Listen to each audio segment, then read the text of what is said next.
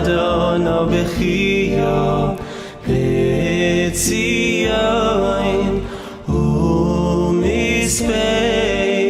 b'Yerushalayim. I want to thank Rabbi Tarragon and Rabbi Doron Peretz very much for inviting me to be part of this program. And I have a particular akar satov to my extraordinary granddaughter, Talia Tarzik, for all of her help in making sure that all of the technological matters are taken care of perfectly.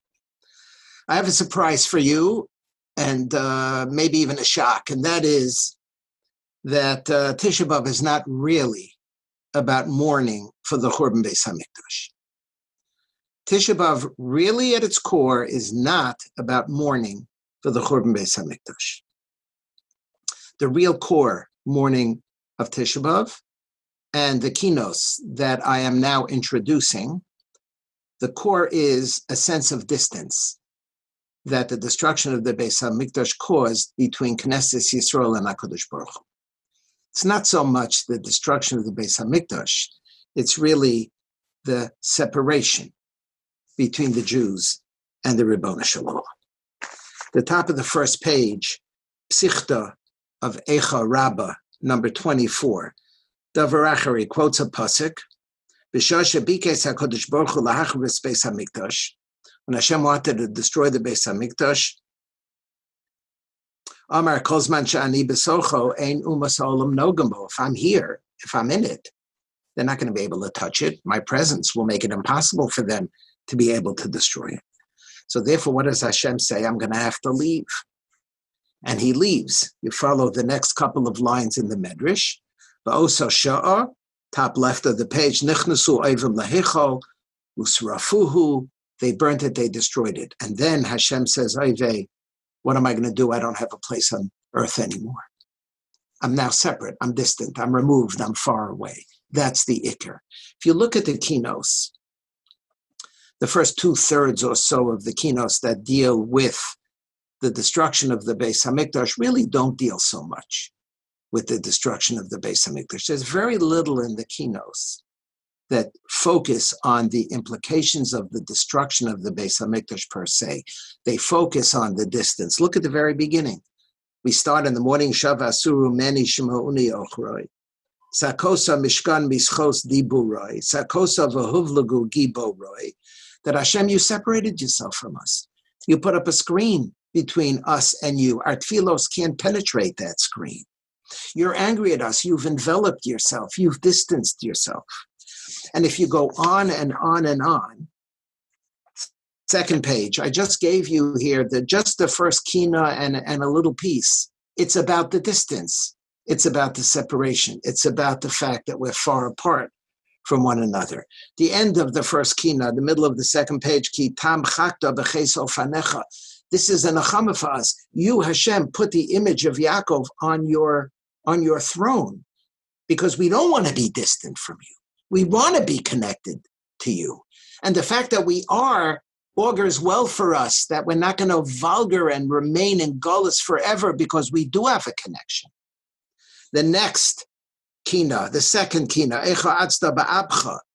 How is it in your wrath you destroyed your faithful ones and you forgot the bris with Avram? Every one of these is you forgot. What did you forget? You forgot our closeness. The Iker Nakuda is not so much the destruction of the Beis HaMikdash, it's the distance. Top of page 3, famous Medrash. Medrash quotes a pasuk, Mizmar la'asaf Elokim bo goyim benachal asecha. Mizmar la'asaf, it's a song for Asaf Elokim bo goyim benachal asecha. The Gentiles destroyed your inheritance. What do you mean? Frek the Medrash. Mizmar la'asaf? Bechila asaf, nihila asaf, kina la'as, terrible. It's amazing Medrash. It turns Tisha B'Av on its head. The Medrash says, I'll give you a mashal of a king who built a beautiful home for his son. And then the son was Yetzel L'tar Basra. The son went off the derech. And the king destroyed the house. And the pedagogue, the teacher of the son, starts to play an instrument. And everybody says to him, why are you playing an instrument? The king just destroyed the house of your student. And he says, I'll tell you why. because Vatzim, he should have destroyed the student. Who was the one who was Yetzel Latar Basra? The son should have been punished, but he vented his anger, his father, on the house and not the child. And so for me, I'm happy. Mizmar la'asaf, that's the nimshal. Kach amru la'asaf, HaKadosh Baruch Hu, God destroyed the Beis HaMikdash, and for you it's a mizmar? Amr lahem mizamer ani, sheshafach HaKadosh Baruch Hu chamaso, al ha'etzim v'al ha'avanim v'lo shafach chamaso ha'yisrael. God vented his anger on the Beis HaMikdash. It's a mizmar. You hear such a thing? Wow, it's a mizmar that the Beis HaMikdash is being destroyed. It's a mizmar. You know why it's a mizmar? Because at least the Jewish people continue to exist. If you look at this medrash, it's quoted at the bottom of the page, both in Rashi and Tosfos, on Daf Lamed Aleph Amud Beis in Kedushin. I'll just read to you from either one, it doesn't matter. You have both of them here. Look at Rashi. It's about 2/3 of the way down. Kina lo asaf mi boyalei, v'dorash, kach amar asaf, shira, al shekila HaKadosh Baruch Hu chamaso be'etzim u'ba'avanim shebebeso. Mitoch kach, because he vented his anger on the house. Mitoch kach hosir pleta b'Yisrael, the Jews were able to continue to exist. She'el mole kach, because had he not done so, lo nishtayr misone Yisrael, sorid upolit, sorid, nothing would have been left. Sone Yisrael is obviously a euphemism. The Jewish people, chas v'shalom, would not have had a kiyum. It's a mizmar that the Beis HaMikdash is destroyed. Look at the top of the next page. I found a chidah in the Birkei Yosef. He quotes from the Sefer Kavanos of the Ari. Why is it that we say Nachem in the afternoon? The Gemara in Tainus says that it was only first in the afternoon of Tisha B'Av when the Beis HaMikdash was actually set afire. So now it becomes easier. Now we're saying Nachem. There are all kinds of halachas about kulas later in the afternoon of Tisha B'Av. On the contrary, we should have ratcheted up the intensity of the destruction, of the memory of the destruction. Now it's first when it's happening. Zakti Ari, listen to this, the last paragraph in the Chidah on the top of page 4. Quotes from the Chidah, and he says, V'nosin tam leminag, Kemo shekosafti le'el, the Keshe Yisrael Ro, the B'tishav Ba'erev Hitziso Eish Be'echom, when they saw that the Beis HaMikdash was burning, Amru Mizmar, quotes our Medrash, Mizmar Sheshafa Chamaso Aletzim Va'avanim. Listen to the next 3 words. It's unbelievable. V'samchu simcha gedol. De'ilav hachi lahoya chas v'shalom tekuma v'az kiblu nacha. Whoa! Beis HaMikdash is burning! Simcha gedola, can you imagine? Samchu. Simcha gedola. Not stamba poshet to simcha. Because they knew. Till then, they didn't know. Till then, they didn't know what was going to happen to them. After all, they were the ones who should have been punished. HaKadosh Baruch Hu, chas v'shalom, should vented his anger on them. They deserved it. And then when they saw the Beis HaMikdash burning, they breathed a collective sigh of relief. Oh, Baruch Hashem, the Beis HaMikdash is burning. I can't even imagine saying these words. He is such a thing. Because the ikar of the Kinot that we're going to recite, the ikar is not mourning for the burning of the Beis HaMikdash. That's not the ikar. The ikar is the implication, and that is the separation and the distance. One final point. The last third of the Kinot have nothing to do with the destruction of the Beis HaMikdash. We end up Favar from we talk about the Asara Arugei Malchus, and then there are 4 Kinos at least that talk about the Crusades, and then we have a Kino of the Marami Rutenberg Shali Srufa Ba'eshu, a burning of wagon loads full of Sifrei Kodesh and manuscripts of Torah in France and Paris in 1242.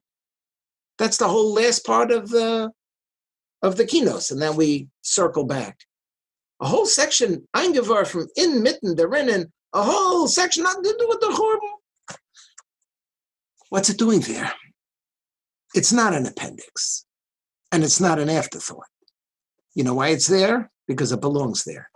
Because it is also, all of them, are also examples of the distance between HaKadosh Baruch Hu and Knesset Yisrael. It is perfectly relevant It's not Siegestick of it. Oh, now that I'm talking about one tragedy, I'll talk about another tragedy.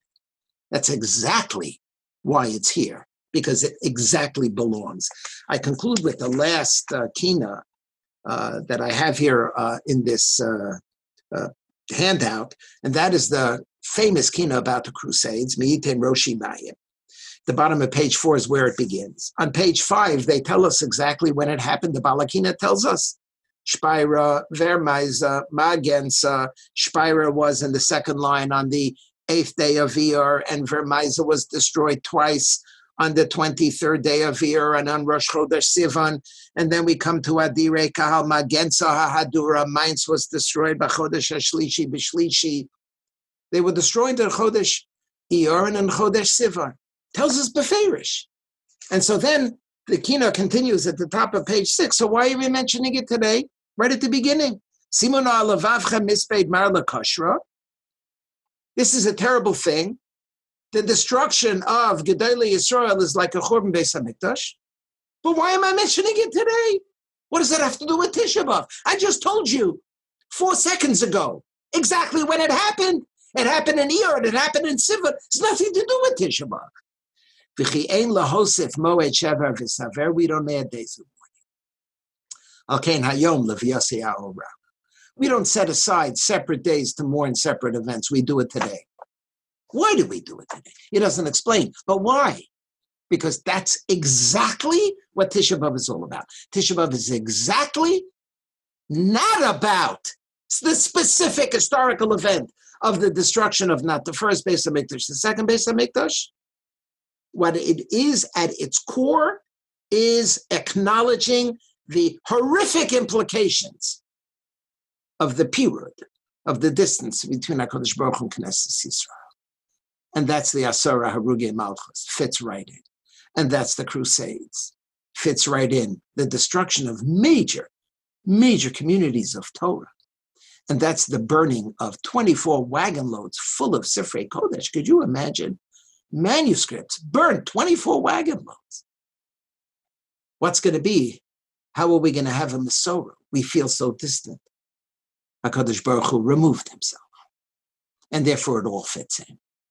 And so as you examine the Kinos, I invite you, look for where you could find specific mentions of how terrible it is that the Beis HaMikdash was destroyed. I think they're very rare. What you will find repeatedly is the distance. I conclude at the end here, the last source is from Shlomo Volba in the Ali Shur. He talks about how hard it is to conjure up a sense of loss. Nodal ha'emes Beis HaMikdash v'churbono rachok me'itanu. It's far from us.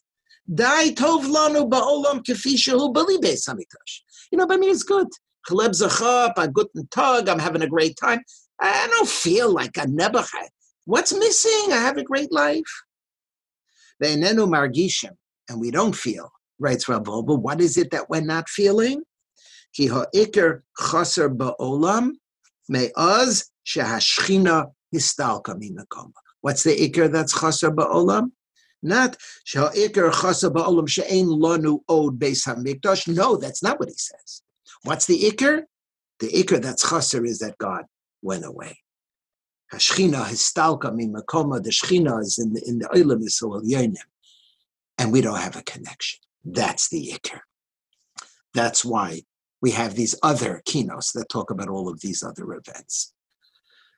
We work on trying to make ourselves better, and in particular to try to work on bridging the gap, to reconnecting with HaKadosh Baruch Hu, to bringing us and Hashem closer. And as we hope and pray, it will be expressed in the building and the rebuilding of the Beis HaMikdash, when Hashras Hashchina will once again be palpably present in the midst of Klal Yisrael and in the entire world. B'mheira b'yameinu. Amen. Adonai b'chiyah b'tzion u'mispeh